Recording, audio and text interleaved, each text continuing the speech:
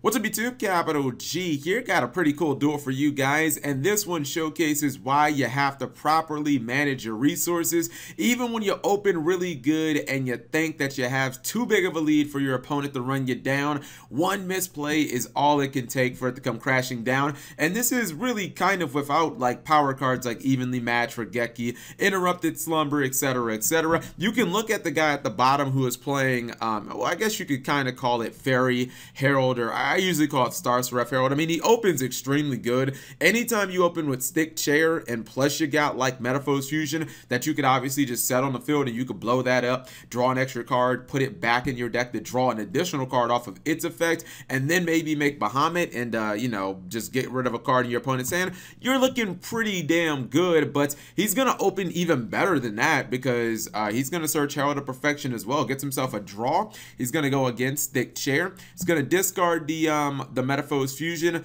and that gets him down to the Herald. He has Preparation of Rites, pre-preparation of Rites. So this is like an ideal hand, basically. He should automatically win this duel. Now, obviously, to me, this was a huge misplay, and maybe it ends up costing him the duel turn one. I do not believe in summoning Herald of Perfection in defense mode if you have Honest in your hand, because look how many negates he has in his hand. He can negate, without even using the Honest, he can negate 3 different cards. Excuse me, he can negate 4 cards without using Honest. So what are you afraid of? Like, why not put Honest in attack mode? Even if your opponent throws a little monster at you, you just Honest it and then switch to defense mode, and at least you do some battle damage. So BLS is going to get summoned. I believe he's going to negate the Twilight Knights, which is fine, but again, like right there, man, he ends up losing his entire field. Let me swap back. He ends up losing his entire field because he didn't put his Herald of Perfection in attack mode. Now, maybe that would have been a giveaway that you have Honest, but still, at least he would have been able to keep the Herald of Perfection, and all of this Isade action would not have happened. So he has a Sode now, and he still does have Stick Chair, but obviously there's not going to be a massive, there's not going to be a big Exceed play. Maybe he could have gone for a Link 2, but what Link 2 would have been better than what he already has on the board. So he just attacks over Asode, and he's going to activate Pot of Acquisitiveness, get himself a draw. I think he's going to top deck. Oh, no, he gets Goblinberg. Maxi is played. He's going to go for Asode again. He keeps throwing that blade in the grave. Actually, no, Asade's going to get negated, and he's going to negate Phoenix Blade. This was another mistake. He just gets it back from the graveyard. He's going to negate it again for a second time. This is hilarious. He goes Goblinberg. He's going to negate that. And he gets Phoenix Blade again. And I'm like, what are you doing? Stop negating the freaking Phoenix Blade, you fool. I feel like he really should have just let the Phoenix Blade go. I mean, he has the Cosmic Cyclone in his hand, so it's not like he couldn't have gotten rid of it during his next turn. BLS obviously just clears out the entire board, does some burn damage, takes a card out of his hand, and ultimately he ends up scooping the game.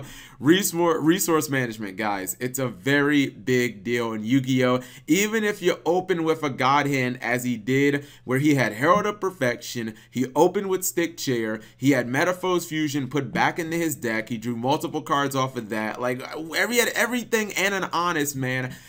You can still throw away games. So whatever you guys think, leave it in the comment section below. Thank you guys for watching. As always, subscribe if you have not already. Turn on that notification bell for daily videos. These are what the decks look like on paper. I'm adding these because I'm pretty sure somebody's going to ask. This BLS version isn't super standard in my opinion. He's obviously running triple Goblinberg. That means that yeah, he's probably looking to go into Asode pretty quickly. He runs 3 copy of her, and he does run the Phoenix Blade. I guess the mindset is get Phoenix Blade into the graveyard really early, you know, summon your Super Soul from your deck, and then he does run the Pot of Acquisitiveness as well, so you can basically banish all your monsters to get the Phoenix Blade in your hand, and then activate Pot of Acquisitiveness. After you get the little Chibi BLS guys effects, then you can basically just put them back in your, or you can shuffle them back into the deck. You can draw a card and, you know, hopefully just do the same thing over again. Interesting enough, he does run the new Counter Trap Red Reboot, Reboot from Flames of Destruction. I'm a big fan of this card, especially in a deck like BLS, where this deck can push relatively hard, especially if you summon like the BLS Ritual and then you summon the BLS Effect Monster. And keep in mind, the BLS Effect Monster is searchable for or is searchable from Asore. So a lot of times if you make Asore, the next turn you're going for a really big push play, and something like Red Reboot can basically just be a trap stun that you activate from your hand. It only costs you half your life points, so you can always actually activate it. And I think he runs Topologic Taurus Bina as well, but it's not really that consequential here to actually show you guys that it's in the bottom. And then we have the Star Seraph Herald, which this looks extremely standard. I probably, like, my first opinions was probably drop D-Barrier. D-Barrier is not really that good. I mean, it should have been a killer in that matchup had he drawn it, because he could have called Ritual, which would have been solid, but just in general, I feel like this card is not that. I feel like it's side deck worthy, but main deck worthy, I'm not going to go that far.